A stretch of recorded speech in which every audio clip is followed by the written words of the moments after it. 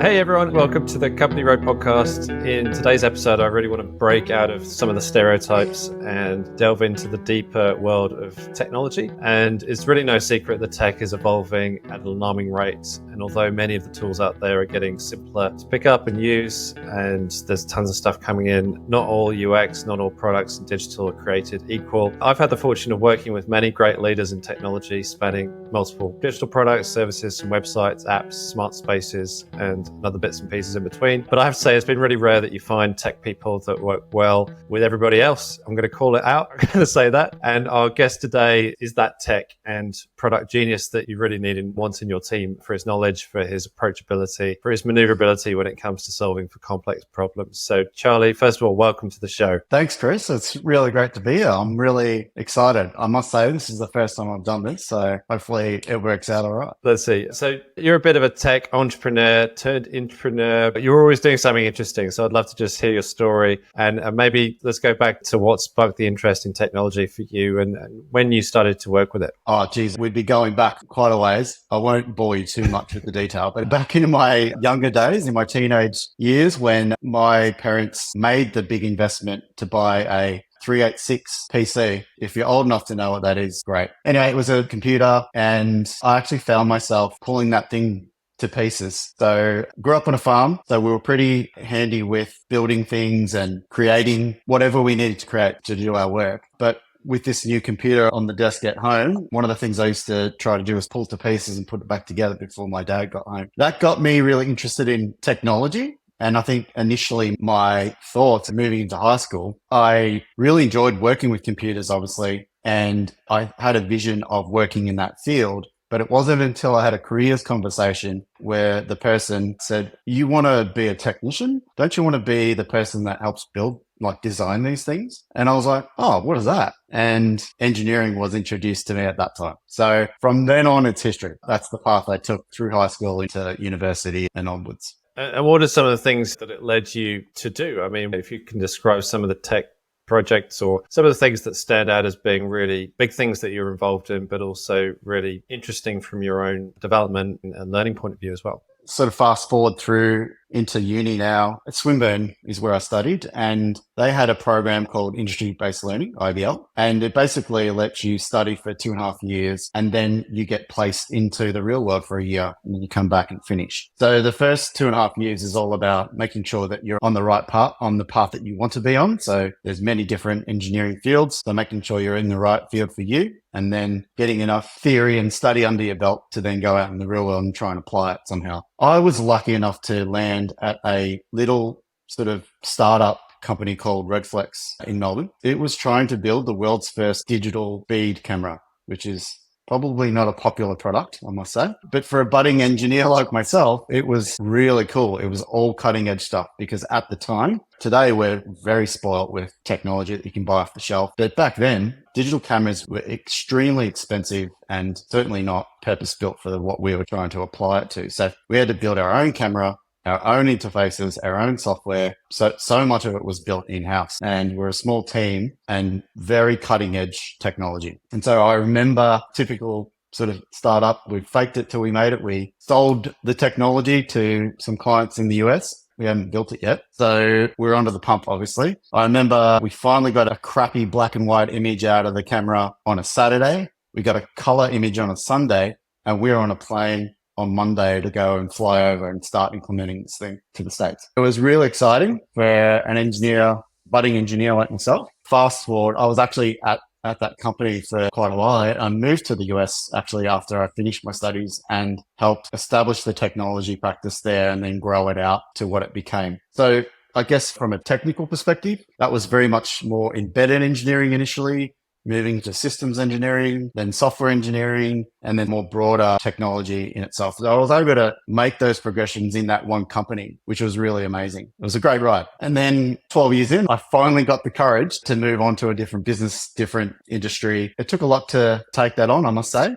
But I've got to tell you, after the first week of doing it, I landed in a small company, a startup company that won a $130 million grant from the government to build out an electric vehicle charging network in the US, both residential and commercial. And again, all cutting edge stuff. It was so exciting. That was my first exposure to consumer facing products rather than more B2B, which is where I came from. Like I said, after that first week, I was so excited about the decision I made because I was starting to learn so much more again. So it was rebooting my career, reinvigorating my interest in tech and getting that consumer exposure and everything that comes with it was really exciting for me. So those were sort of some big moments in my career. And then I've progressed into different industries like the fintech space, NFP space, I guess rag tech, the clothing industry for a bit as well. So very interesting applications for a technologist like myself. So the first thing you end up doing was the speed cameras. Was that the technology that then led us to be able to have our speed checked more easily by people and the police? The cameras in the back of the cars that you see is that kind of thing that's now being used? So at the time, the technology that was used was film. It was all film based. So there's reels of film that would take pictures of vehicles and then have to be processed. It was very expensive and took a long time. We came along with, we're going to make this digital, which streamlined the whole back office operations, number one, reducing a lot of costs as well. But it opened the door for future applications like those that got the tickets could actually go and see their actual images that were taken so that there was proof that this was you driving, etc. Those were some of the bigger drivers for the technology at the time. It was speed, quality, reducing the cost, etc., etc. So the first thing that I built at that company was actually a mobile speed camera. So it was the type of stuff that you see on the side of the road today. And it was the first digital one in the world. So it was pretty exciting. That's really cool. I'd love to hear more about some of the other things that you've done. Rag tech, not heard it called that before, but that's good.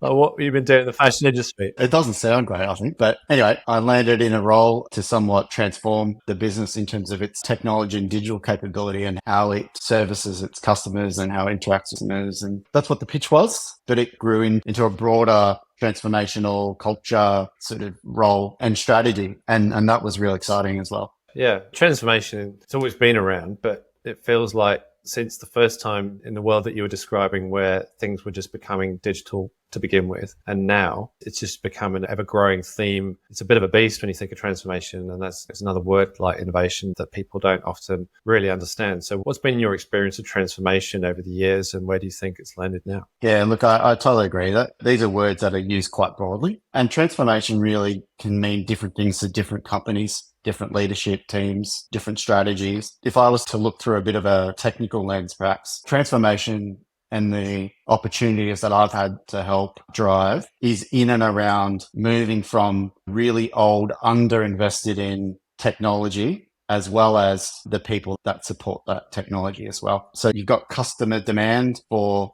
self-service and experience and the expectation of even our B2B customers to have that consumer experience, like pressing a button in Uber and magically a car appears, right? So I think to me, gone are the days where B2B businesses had the luxury of making excuses for a poor experience like that. These days, it's expected. And there's a transformation in how businesses think about it. And that also means the leadership of the business as well. So transformation to me is like taking a lot of people on a journey in terms of reimagining what that experience might look like and probably putting the customer more at the center of what's happening at the business rather than things like profit. Yeah, it's definitely different because technology was once, it's a niche pursuit in and around engineering, and there'd be a team of people that had to do that. But obviously since then, particularly in your career path, you've transitioned from, I guess, more of that creator builder space and state to one where you're leading transformation, and it's not just people that know tech that are involved. So how have you found that experience? Yeah, so I think if I think about the experience that I've been on, and this is probably similar to a lot of people and or technologists out there, I think back in the day, technology people were probably far removed from the customer itself. We were people cutting code or building stuff in a bit of a vacuum. Fast forward to today, those people are getting closer to the customer and therefore are understanding what they're building and why they're building it a lot better than perhaps in the past. And I think the transition for leadership, for example, because I think this is a big part of it, is to enable and empower those people to have that access to the visibility for the customer to be at the center so that the really smart people that are building these things don't necessarily get pushed down a particular path that may not be the best path. There might be a better way. There might be a faster way. There might be a cheaper way. And so it's been really exciting. I think if I look back to my own career, to see that sort of transition happen. It does happen at different paces at different companies, like I said. But for me personally, I find it quite rewarding to come into a business or be presented with a challenge where that's part of it. And that's part of the transformation. It's shifting that mindset to being more customer led. Customer led is probably another term that gets used quite a bit, but for good reason. Can you explain, not everyone will know the importance of that within the digital context, but what's your take on why customer-led is such a driver for transformation and digital adoption within an organization? Yeah, so customer-led to me is, again, putting the customer at the center of what you're doing and why. So I've come into businesses where the customer is probably the last thing that gets thought about. What is the customer actually experiencing? Can you put yourself in the shoes of a customer? Have you talked to a customer? All of those things that we might take for granted today, or particularly in businesses or that have that way of working perhaps, or that mindset. But yeah, I think to me, being customer led is really putting the customer at the center of everything you're doing and having really good visibility what that experience is like for the customer, so that you're understanding that journey end to end when you're asking a customer to complete a task or buy something or whatever it is that they're doing. And you're looking for, how can I make that better? How can I make that easier for the customer? Digital technology, user experience is designed in a very granular way now. From the difference it was going back a few years where, like you say, you create the shell of a digital product or a website or an app, you'd pretty much do that, in a very insular way. And now it's much more about designing around the needs because you've got the data and you've got the things that can actually lead you to a better outcome. But that world has changed. And I think through that, it feels like a lot of organizations have had to adapt their work streams and ways of working with it to make that possible. So It's not just sitting within one team. Customer experience isn't just a team. It's owned by a lot of teams and a lot of individuals contribute to that in one way or another. So I guess the question may be around how you found and experienced the transition from being subject matter expert in tech to still needing to be subject matter expert in tech, but also having to take on the responsibility of all of these other things that might be happening in the business, whether it be business strategy or operations or something relating to customer experience. How have you found that? I've really enjoyed it, to be honest. The technology that has come to market has made a lot of those things a lot simpler to make that sort of transition or take on those additional roles. But personally, I really enjoy being, if I'm in a big company and being that mini CEO or that entrepreneur internally and having the access to all the responsibilities for shipping something to a customer end to end. That's really rewarding for me personally. And I love the challenge of getting the right balance between the customer and the business and the technology, really. Yeah, I think the interesting thing is that not all tech people or people that work in tech are equal from that point of view, because you get this blended skill set now where you may be aware of technology, but you're also in charge of other parts. So you might be working in a tech company, but you're not in a tech role. And so you're aware of the technology, but you're focusing on product, or you're looking at pricing strategy, or you're running research, or you're doing design. So you've got to have a bigger awareness of tech. So it doesn't come naturally to everybody, I guess is the point that I'm trying to make, because not everyone gets tech. It's another one of these words that said, okay, how deep do you want to go and how much do I need to know? So a lot of the listeners on this show will be thinking, well, technology is there. I'm naturally aware of it because I know that the world is changing around me. The business I work in is using it a lot. But how much do people need to know these days for it to be possible for them to, I guess, work with technology, understand it, apply it sensibly? These are some of the questions I'm thinking about. I think awareness of technology these days is pretty much a given, I would say. I can't think of an industry that doesn't have a technology, some sort of application of technology. So if I think about everyone from even leadership and even to boards for that perspective, particularly with the ramp up of cyber incidents or cyber security and what have you, having those skills as part of your leadership, as part of your board are really important. But if you boil it down to lots of different types of roles, do you need to be an expert in the technology? No, I don't think you need to be an expert in the technology to be able to speak to it and understand it. But I do think you do need to have some comfort and exposure to it and not be afraid of it. I have been in scenarios and been in businesses where people may not be so or have adapted to the trends of technology. Giving them the opportunity to experiment with it, play with it, learn it has been really successful for people to help understand it and get more comfortable with it as well. I think a scenario that I can think of was even, obviously we've come through a pandemic, a change in how managers manage people has been thrusted upon managers that have had the luxury of managing in a certain way, people physically at a location, physically visible, et cetera, and then overnight that's changed to something completely different. So some of us probably had a much easier transition to that way of working full time than others. And that was something at a role during that time that was very front of mind for me. And I found myself being an advocate for that change and helping our HR teams to help our leadership and our team members to make that transition. But it was an interesting transition. Like the sorts of things that I heard during that were challenging to work through, but nonetheless, the majority of people made it through. So that was good. Yeah. What were some of those challenges that you're coming across? And maybe more a broader question around adoption to technology, because obviously you can only run at a certain speed, but the adoption needs to be there. So what are the themes that you always see come up? I think that, okay, so the blanket theme that comes up obviously is change. There's friction a lot of the times with change. So sometimes you are forced to change, like a pandemic, and other times you are asked to change because of, it could be things like new technology being introduced or adopted or phased out or in. And so there's different parts, obviously, and different ways to resist, right? So I learned a lot about change management and appreciation for change management particularly over the last 5 to 6 years for those reasons, and how to transition or make that transition a lot more smoother for a lot of people so that we're reducing that resistance to change. But things like the pandemic, the technology team was introducing Microsoft Teams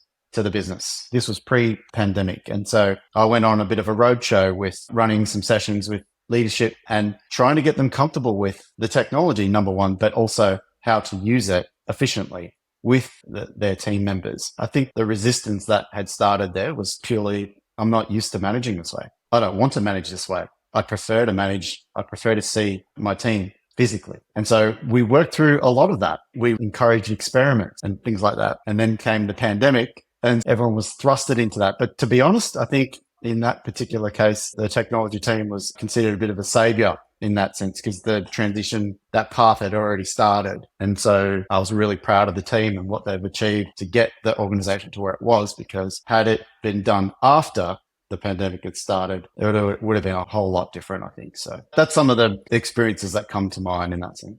Yeah. I remember, obviously, it was fairly recently, so we'll remember it well from our own points of view. But it felt like everyone was suddenly thrust into this new way of interacting within a work context. And that has just changed behavior within the corporate context probably forever now. But it accelerated so many organizations at a point where they weren't ready to change without that catalyst coming in and actually making people do it, really. And it's brought out a different adoption and behaviors from it as a result. And some people really loved it to begin with, and other people, they loved it or they never loved it all along, and then they've gone back to. So we're in this sort of split world of some lovers and haters, and some just accept it's there, but it's there to change. Do you see anything there that will still need to change based on what you're observing the adoption to that technology as having been? That sort of blanket, right, everyone back to the office, I just don't think that's going to fly anymore. I think it's taken a pandemic to be that catalyst to shift the mindset and prove that you don't have to be physically at a particular location to be efficient and do your work.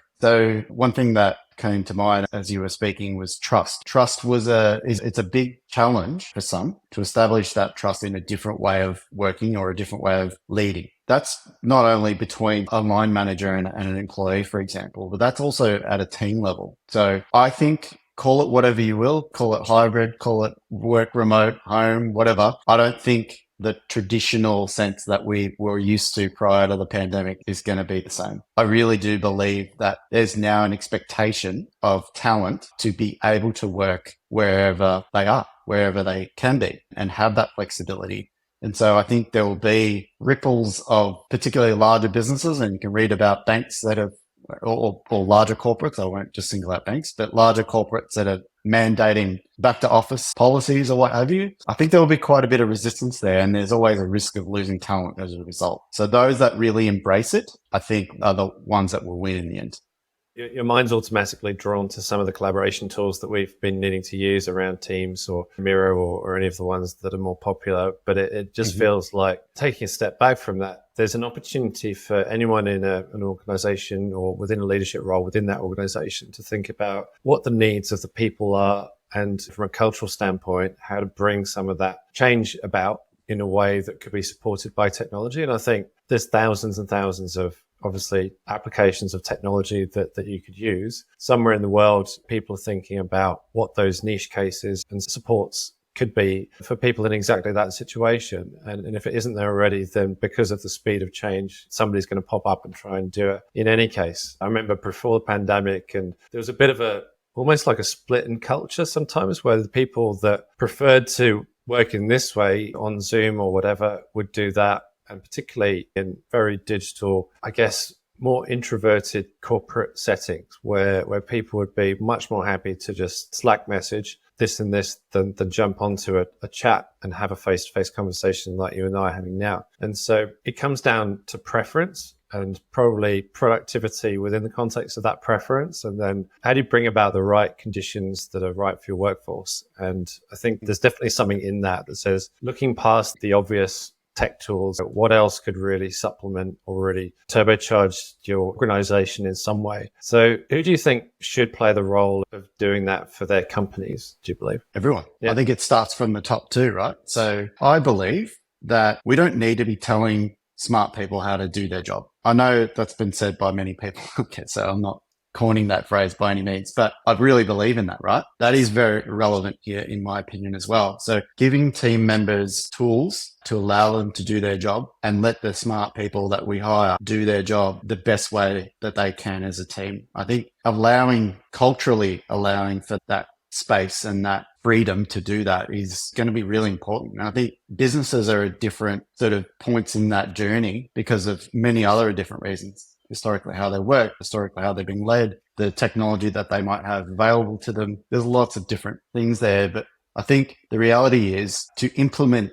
these capabilities in today's world is so much easier than it was 5-10 years ago. Like to be able to establish or provide those tools to an organization in a short amount of time at low cost, for example, is so much easier than it was back in the day because of technology as well, right? So cloud technology, for example, back in the day, we had very expensive conference room setups and what have you with very expensive network lines running point to point, and systems were closed and that system didn't talk to the other system. And a lot of that's gone now, right? So to be able to have a Teams call or a Zoom call or a Google Meet or whatever else is out there or Slack, it's super easy to do now. And I can do it from anywhere. I can do it from my phone. I can do it from my laptop. So the ability to adopt those capabilities has completely changed to the point where I don't feel like businesses have an excuse anymore to have those capabilities. So I think that's an interesting point to consider here as well. The ability to adopt these tools have completely transformed over the last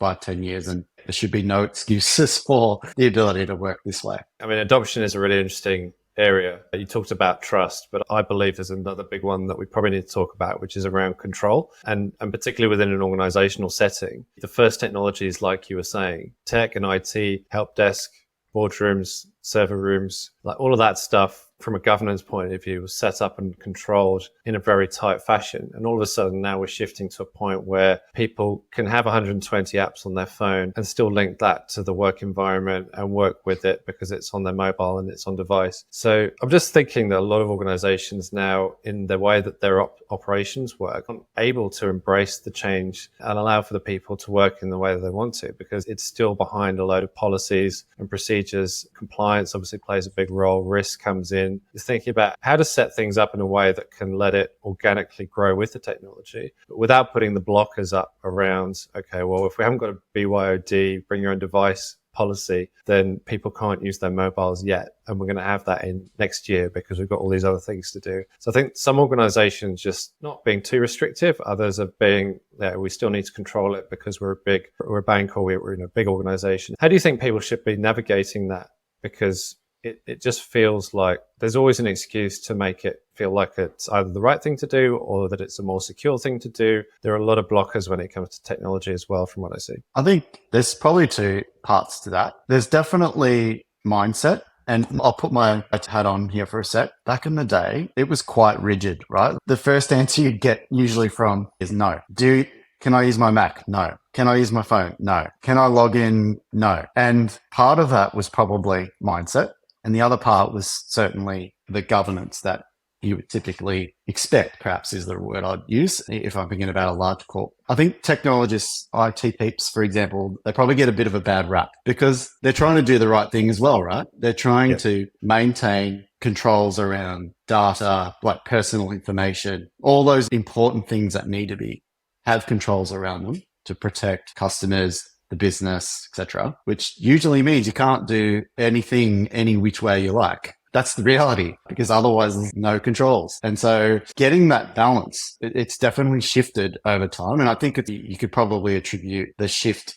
again back to consumer technology and being more customer led as well. Customer led in the sense of thinking about employee experience and making that very important within a business. So I think over time, there has been a better balance of what you can and can't do with technology in a corporate sense. I'm doing quite a bit of work with ANZ at the moment. I can work anywhere. I've got a laptop. I have, to your point before, I can deploy apps to my phone and it's controlled. It has the right controls around them. There's definitely mindset. And then there's the technology has advanced to the point where that's so much easier now. If I just use mobile as an example, back in the day, corporates would have to issue a device in order for someone to be able to do things remotely because of the controls didn't exist. But now apps can be contained within and protected and encrypted in isolated pieces on any device. And so those abilities have transformed how we use technology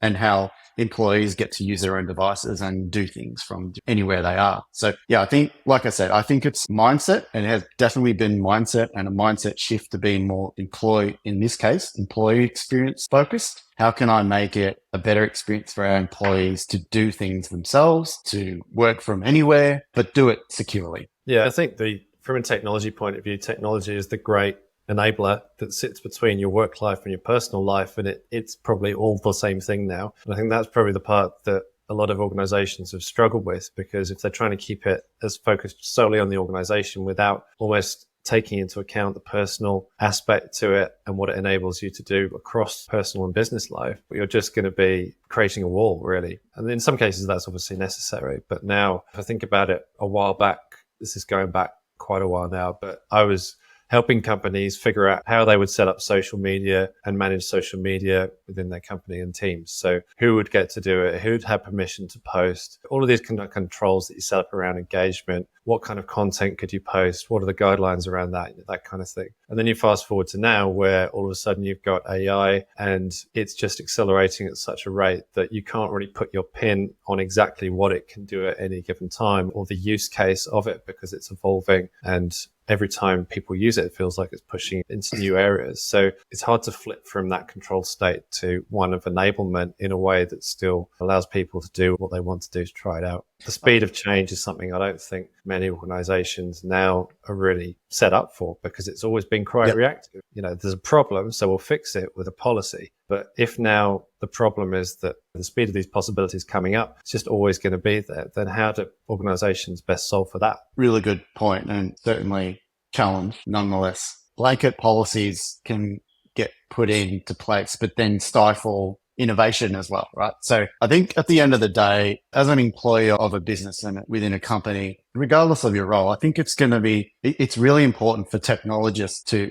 help people have an understanding and an appreciation for why things are the way they are. Why can't we use ChatGPT at the office? Why not? Well, everyone else is doing it. Why can't I do it? That's where technology definitely plays a role in terms of education as to why things are done in a certain way, rather than just a no. And I think that, again, that comes back to what I was saying before, that mindset shift to being more employee experience focused has helped with that, because rather than just, no, you can't do it, here's the challenge, here's the problem that we're facing into, this is the technology, and these are the pros and cons of that. Therefore, this is how we need to manage it and use it and not use it or whatever. And it's awareness. It's like development of that awareness and the training associated with it. So I think the role of technology has broadened more than just doing the real techie stuff and answering support emails and things like that. It's awareness training. It's staying abreast of these technologies as rapidly as they're changing and trying to keep the organization moving along in the right direction, but keeping it safe as well. The point that comes to mind is really around the fact that if you're a technologist, then you're a subject matter expert. And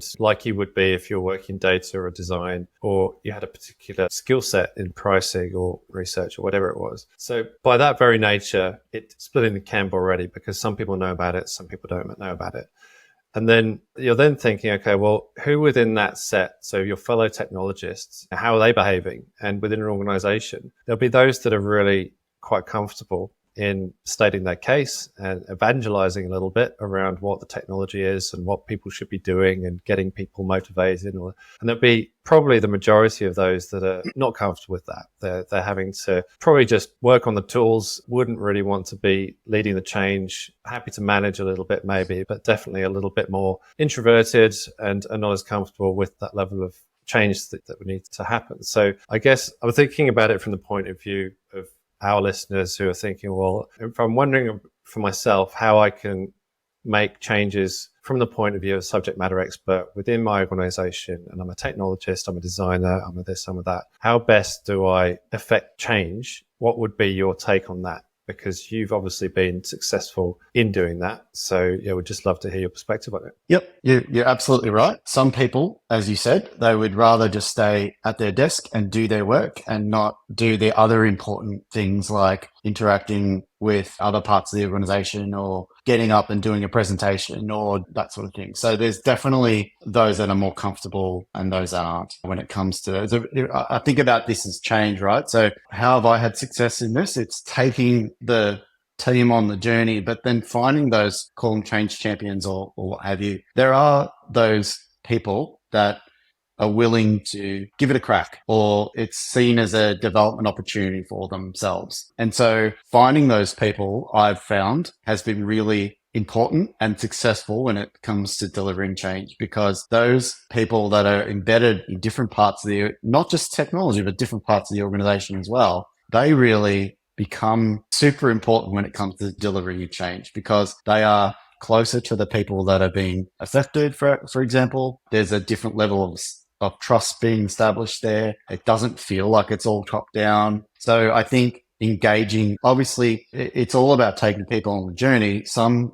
are more comfortable to go on that journey in a different way, but finding those important change champs within your organization, I think, is really important when trying to deliver that change. Yeah, that's great. I've done some mentoring around this space as well. I think that the diversity of your team and being aware of it and being tuned into it is really important. So if you know who your allies are and who can be the person that would speak up, or the person that would back you up, or the person that could bring the subject matter expertise in, assembling the right pieces so the formula for change is there, but you've got to manage that and orchestrate it a little bit. Otherwise, it doesn't just appear. You've got to bring the right people in the right time, and having a bit of a game plan. It doesn't have to be as grand as that, but knowing who to bring into the room when. And lots of people who might be listening have either been part of or have had change to them where things were introduced to the business and it was a complete failure. Like, how many times do you hear about failed CRM implementations, for example, that CRM's introduced to the business, but nobody uses it, or it's a glorified contact manager or something like that, right? So one of the things that I've learned through my career is you can't just force change on people. You do have to take them on that journey. If they don't understand the value of this change themselves, how's it going to make their lives better? How's it going to help them make customers' lives better, or what have you? Then you're going to have so much resistance that $2, $3, $4, $10 million investment that you made, for example, just sits there and collects dust. And I think if I think about it from a technology perspective, and I'll use my own sort of lens on this, I don't consider a successful implementation of just delivering something and ticking a box. I think it's really important for people to think about when they're thinking about delivering change, that they're thinking about, rather than just ticking a box to say, yes, it's done, how do you measure success? What are the measures of success? It could be employee adoption, experience, different sorts of measures. I'd really challenge, and I have challenged many times, particularly those that I've had the pleasure of helping or assisting or advising, what have you, or myself, is finding those different ways to measure success rather than just tick a box and say, yeah, it's done. Because that doesn't necessarily mean you've introduced that impact that you were looking for.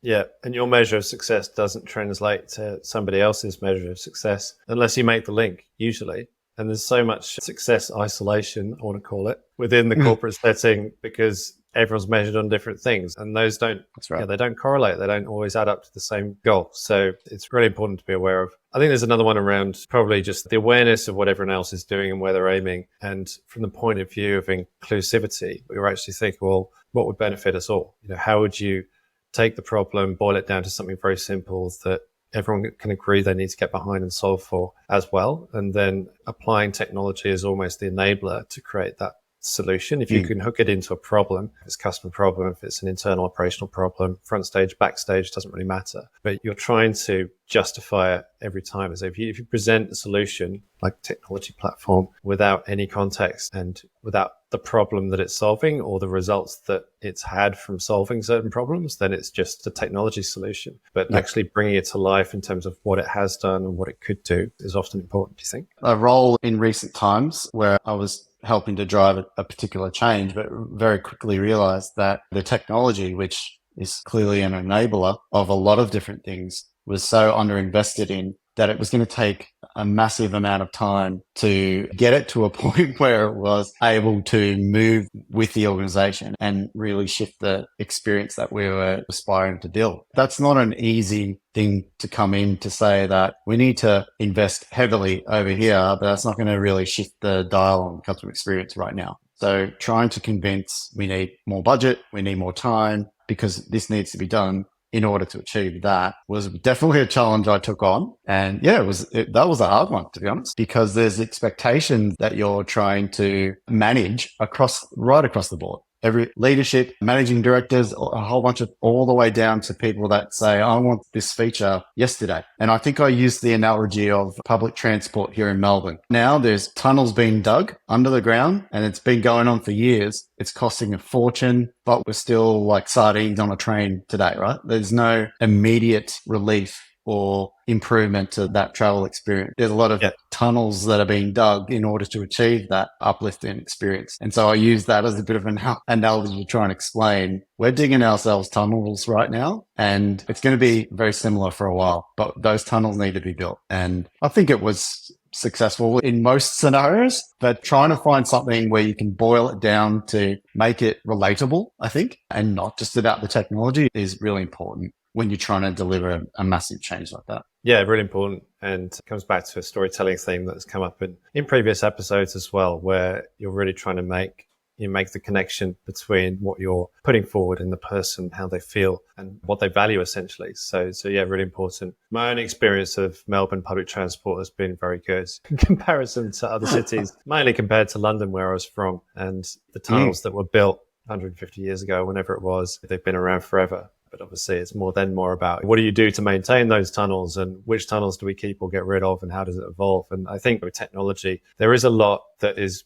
built and created, and there's a lot of a hoo-ha around what the possibility of technology is. And then when it comes in, it's almost like you get either technology fatigue or there's some disappointment or there's a lack of adoption. So it can swing the other way. You can set up the stage. You can say, like, we're all ready to go. We've got this amazing thing coming, but then it doesn't actually transpire into something that people really value. And I think for a long time, that has been the case at great expense of many of the companies that have tried to implement things. CRM's classic example, but there have been so many other instances, and the kind of, I guess, the aggregation of that, the snowballing of the fact that if you're running, say, one of the clients that I used to work with was running 22 different brands, and they all had different technology stacks. They had different websites, and there was nothing talking to each other. It was all run in separate teams. And all of a sudden, if you think about how to bring about your own transformation as an organization, you can't do that without breaking some bits. And like you're saying about the computer at the start, putting it back together again. So it's a hard place. It's a hard one to navigate. What do you groom and caretake and invest all of your time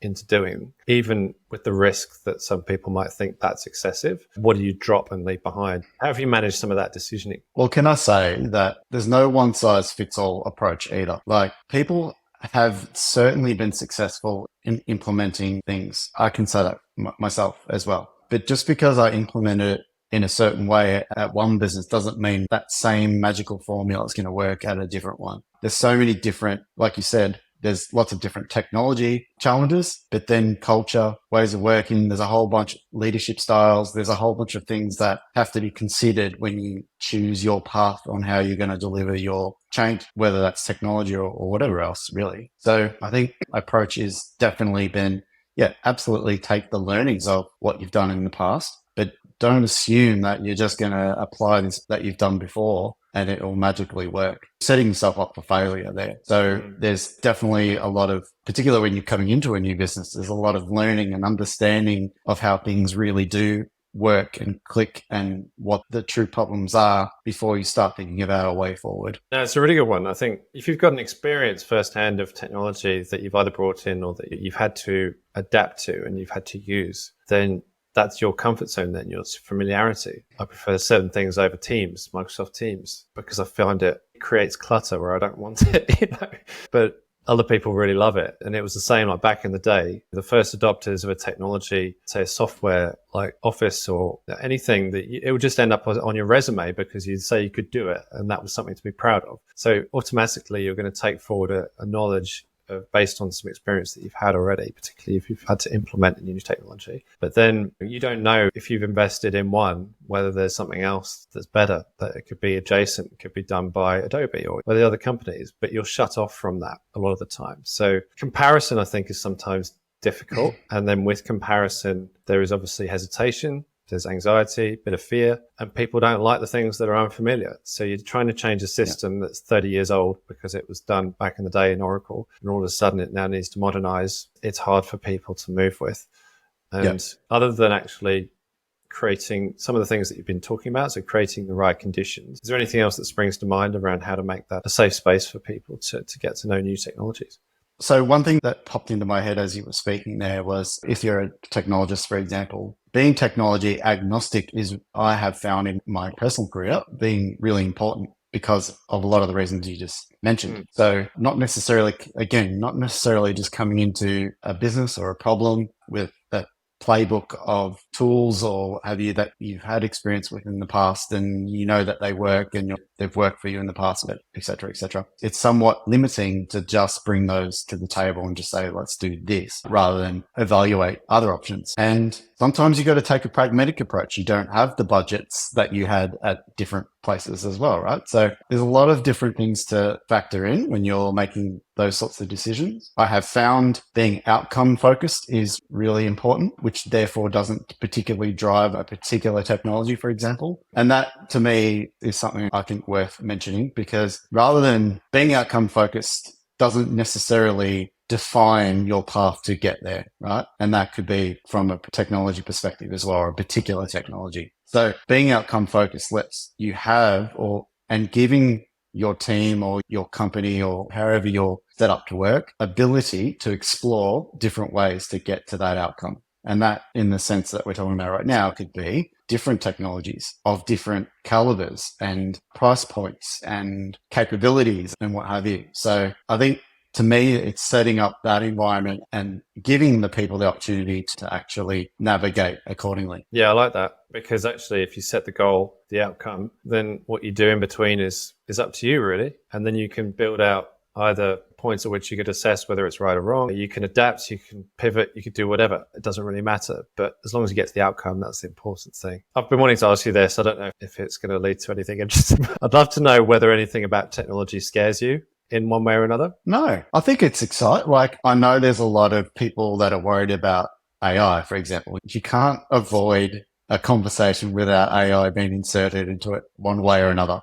Yeah. And there's lots of people that are being, that fear, they might fear for their job, for example. I think the reality is jobs are going to change. The way we do our jobs going to change. And one term that I've heard and I really like it, and this is not all cases by any means, but for a lot of cases or a lot of roles, AI is not going to take your job. It's people that are using AI that are going to take your job. And I think that's a really interesting distinction there. I think humans still have a leg up right now because AI doesn't think like humans. AI learns from what has already been done or already been thought of, if you think of it that way. Now, over time, that's going to change, no doubt. But I think it's exciting, to be honest, when you think about what's coming. And things like ChatGPT have allowed most people to experience it.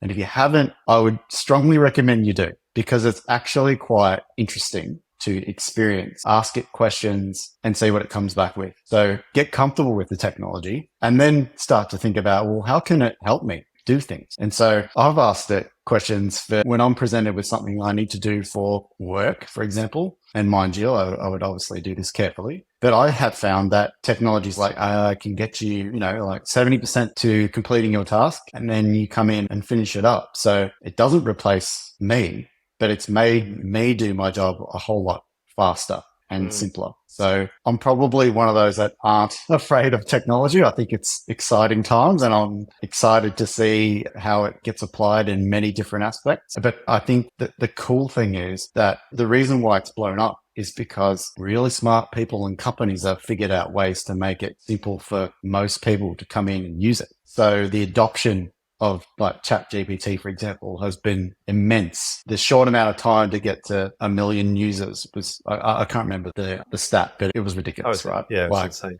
Yeah. My advice is give it a go. Ask it lots of different things and it'll start to open your mind to how it can play a role in your work and personal life for that matter. That's a really good answer. I thought you might tell another story about what scared you the most, because I remember one that you told me about your experience of an autonomous vehicle driving experience. And I wondered if you'd talk about that when you jumped into the Tesla and you handed over the controls down the freeway. Well, that was the first time I gave autopilot a crack. I hired a Tesla and I figured out how to turn the autopilot on and just try to sit back and let it do its thing. It's not fully autonomous, but though I'm not going to do it justice. Probably Tesla listeners that would pick through exactly what I'm saying. But the reality is it's not to the point where it's driving all by itself yet. It's enough to give you an idea of what that experience looks like. There's a massive amount of trust that has to transpire here, because I think what you're talking about or what you're referring to is it made some really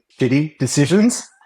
And it freaked me out a bit. And so it was quite eye-opening. It kind of underscored that it's not quite there yet, but it'll get there eventually. And then we used to talk about this a long time ago, like very early stages. There's conversations about, well, there's lots of things to be tried out in court and stuff like that. Unfortunately, I think when it comes to human life, if your Tesla's driving along a road and a human steps out in front of the car, what does it do? Does it try to avoid hitting that person and potentially killing the occupant, or does it protect the occupant? Like there's some moral things that have to be sorted through, I think, as well. It's really, really interesting space. That's a very simple example. Obviously, the circumstance is not great for either way, but still, what is it going to do? And who gets the blame for what happens? It's just an interesting time. And I think the cool thing is that we're going to actually be around to see how it transpires. So not quite ready for full autonomous driving yet out in the streets of Melbourne, I think. That's my experience. So that scared you a little bit? Yeah, a little bit. Not enough to either want a Tesla or want to do it again. And I turned it back on after it did its kind of weird thing. And it was fine after that. Well, you didn't knock any people down. It didn't protect you over somebody else. No, thankfully it didn't. It was basically starting to accelerate when you'd expect it to not. And then it just aborted abruptly I think for someone that hadn't experienced that before, that was quite an experience for sure. I seem to remember doing that to one of my parents just after I passed my driving test as well. They didn't like it either. That's right. Yeah. Charlie, I want to wrap there. Thank you very much for your time today. Really appreciate our chat and love just unpicking technology and what it means for individuals, but also for what it means for the organizations that they work in, how we can navigate some of this change that is just, it's present and it's never going away. So yeah, really appreciate your thoughts around that. And thank you very much for your time. Thank you. You're welcome. Thanks, Chris. Thanks, everyone. Okay, so that's it for this episode. If you're hearing this message, you've listened all the way to the end. So thank you very much. We hope you enjoyed the show. We'd love to hear your feedback, so please leave us a review and share this episode with your friends, team members, leaders, if you think it'll make a difference. After all, we're trying to help you, the entrepreneurs, kick more goals within your organizations. If you have any questions about the things we covered in the show, please email me directly at chris@companyroad.co. I answer all messages, so please don't hesitate to reach out. And to hear about the latest episodes and updates, please head to companyroad.co to subscribe. Tune in next Wednesday for another new episode.